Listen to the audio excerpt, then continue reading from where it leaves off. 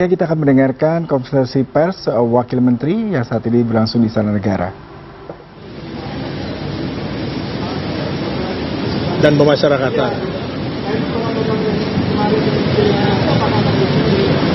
Saya rasa kalau program yang sudah ada, yang sudah baik secara umum pasti akan dilanjutkan.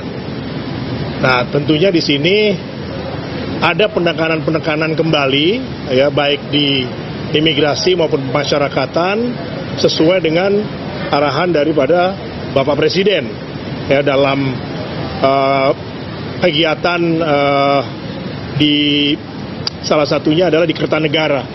Ya, beliau memberikan beberapa catatan, salah satunya lebih fokus kepada hal kaitan dengan pemasyarakatan. Seperti misalnya dalam hal pengguna narkoba ataupun juga rencana yang sifatnya untuk mengoptimalkan peran pembinaan terhadap warga binaan. Ya. Ada juga hal yang sedang didiskusikan kaitan dengan pembinaan. Warga binaan itu tidak harus di dalam rumah tahanan atau lembaga pemasyarakatan. Ada hal-hal lain yang tentunya bisa mengoptimalkan juga pembinaan agar hasilnya itu seperti referensi di luar negeri itu kan ada beberapa yang bisa kita lakukan juga di Indonesia. Seperti dalam hal bekerja ataupun juga yang lain-lain yang di dalam koordinasi pembinaan. Mungkin itu. Itu ya.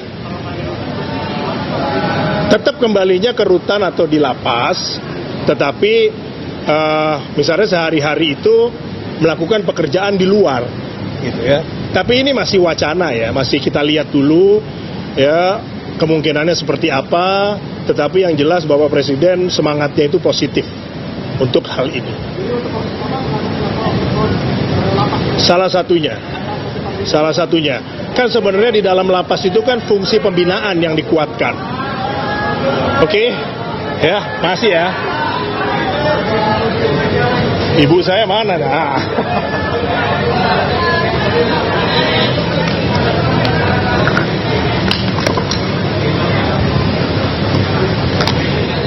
Saja Anda dengarkan pernyataan dari Wakil Menteri Imigrasi dan Pemasyarakatan Silmi Karim terkait mengenai target dan tanggung jawab apa yang akan dijalankan. Tadi salah satu yang mungkin saya bisa quote terkait dengan pembinaan warga binaan yang ada di lembaga pemasyarakatan. Diharapkan bisa meningkatkan sumber daya manusia meskipun dalam kondisi mereka di balik jeruji, tapi mereka juga bisa tetap diberdayakan sebagai individu. Tapi secara teknisnya seperti apa masih belum terlalu eksplisit diutarakan oleh Silmi tadi. Dan selanjutnya kita akan mendengarkan pernyataan dari Widianti Putra Wardana. Peluang baru di luar negeri. Selama ini kan memang hanya beberapa sektor yang lebih diutamakan, pekerja migran domestik, lalu juga anak buah kapal, caregiver dan beberapa. Sementara potensi di luar itu masih lebih banyak yang bisa kita buka. Jadi ini salah satu arahan ke kami agar lebih banyak peluang lapangan kerja di luar negeri dibuka untuk pekerja migran kita. Kalau kita bicara soal pelindungan pekerja migran, sebetulnya ini suatu proses ya.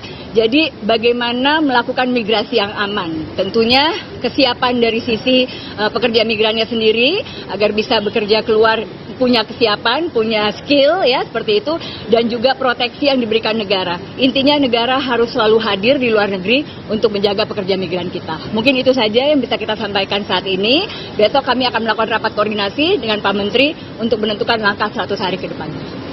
Terima kasih.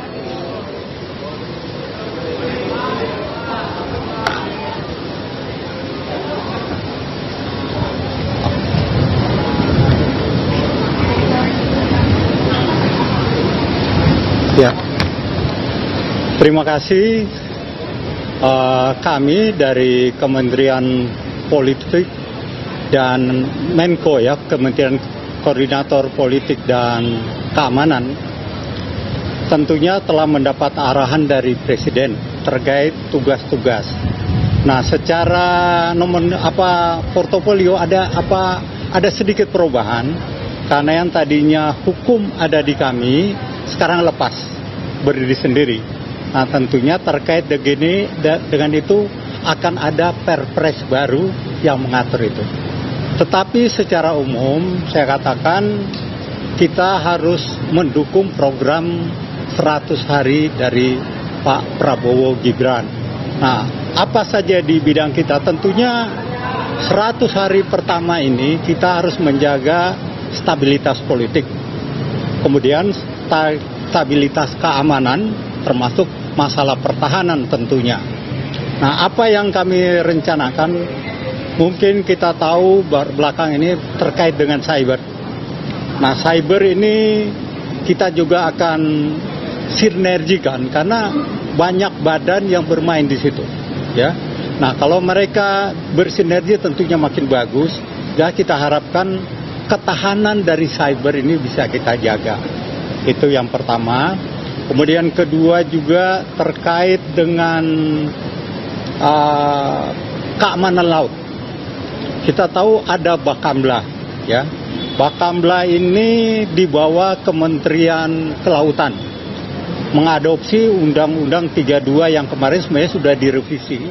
Kemudian dibawa juga Kementerian. Ya, tadi baru Anda saksikan Wakil Menteri yang memberikan statement. Saat ini adalah Menteri Koordinator Bidang Politik dan Keamanan, Lodewijk F. Paulus, yang mengatakan bahwa ada beberapa poin penting, mungkin saya sedikit menggarisbawahi, yaitu terkait dengan stabilitas politik, keamanan cyber yang akan disinergikan, juga keamanan laut Bakamla yang akan terus ditingkatkan.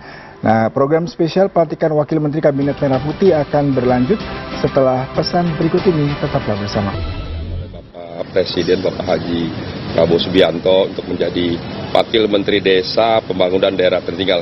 Insya Allah nanti di kurun waktu amanah yang akan diberikan ini akan saya laksanakan, kerjakan sebaik mungkin dengan segala sumber daya yang saya miliki bersama jajaran nanti, bersama Pak Menteri, memastikan seluruh desa di seluruh Indonesia akan bergiat, bekerja, berjuang untuk berusaha membangun desa di seluruh Indonesia dan memastikan juga seluruh warga desa bersama-sama terlibat aktif membangun desa, memastikan mengentaskan kemiskinan, membangun jalan, perairan.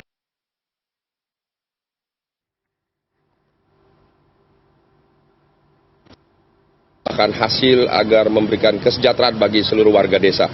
Saya kira itu saja dari saya. Insya Allah nanti semua energi berbagai kementerian yang terkait kita akan sinergikan bersama-sama dalam pembangunan desa dan juga daerah tertinggal. Itu ya, cukup ya. Makasih ya. Assalamualaikum.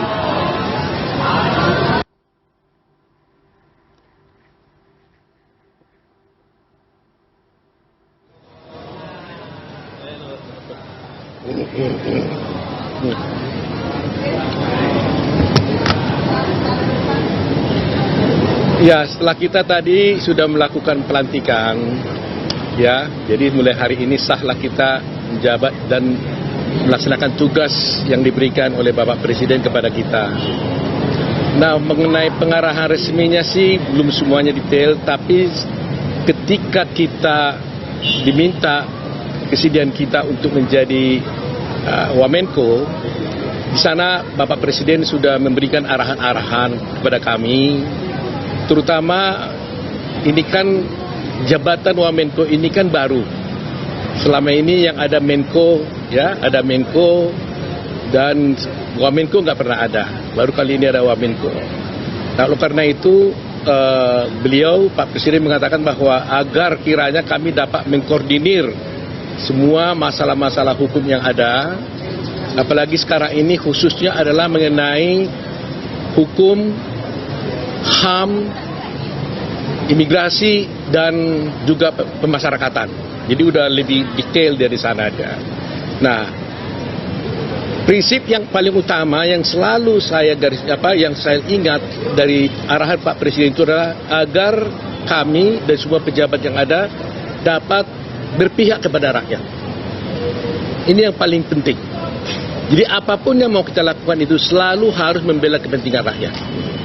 Jangan sampai adanya penindasan terhadap rakyat. Sehingga Pak Presiden mengatakan itu hak asasi manusia harus ditegakkan dan kemudian pemberantasan korupsi juga harus ditingkatkan. Itu yang paling utama yang dari Pak Presiden. Tentunya masih banyak hal-hal lain. Oleh karena itu tugas kami sebagai Wamenko adalah bersama dengan Pak Menko tentunya akan mengkoordinir semua penegakan hukum ini, baik di bidang hukum, baik di bidang imigrasi maupun di bidang kemasyarakatan dan juga di bidang HAM.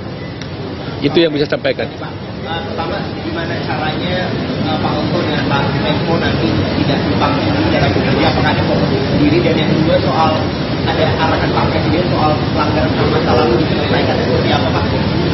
Dan mengenai soal teknis mengenai pelanggaran HAM itu masih belum sempat kita bicarakan.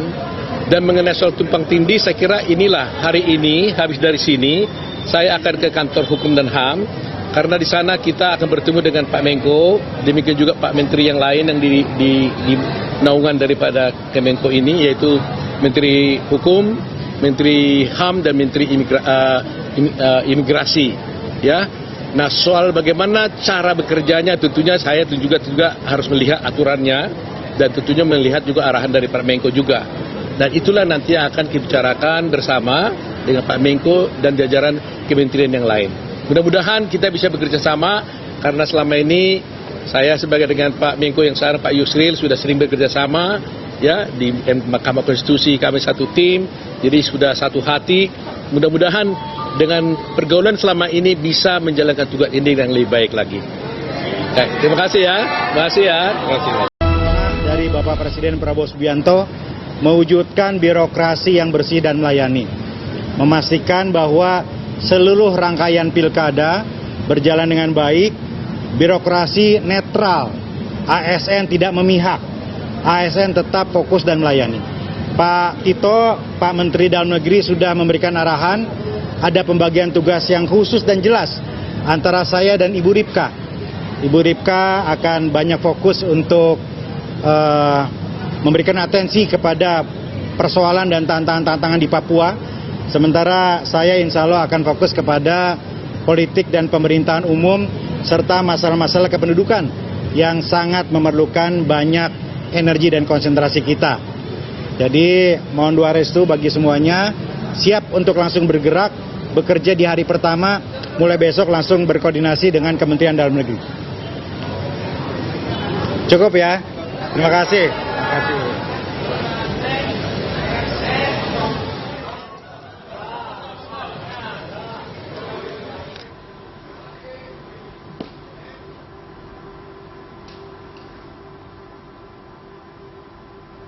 Ya, tadi baru saja Anda saksikan pernyataan konferensi pers dari para wakil menteri. Ada beberapa nama tadi dari perwakilan wakil menteri Kemendagri, Bima Arya, yang memang akan dispesialisasikan di politik dan pemerintahan umum dan kependudukan. Dan ada juga tadi ada Otto Hasibuan yang terkait dengan masalah HAM, isu pelanggaran hukum, dan juga masalah imigrasi dan kemasyarakatan. Serta sebelumnya tadi ada Wakil Menteri Desa Tertinggal Ahmad Riza Patria yang berharap desa tertinggal akan terus bekerja dan meningkatkan untuk pembangunan masyarakat, tidak hanya masyarakat pembangunan infrastruktur, tapi juga masyarakat desa secara keseluruhan sehingga bisa membangun negeri bersama. Ya, demikianlah program spesial pelantikan Wakil Menteri pada sore hari ini di Kabinet Merah Putih. Saya Yudi Dawan, sampai jumpa.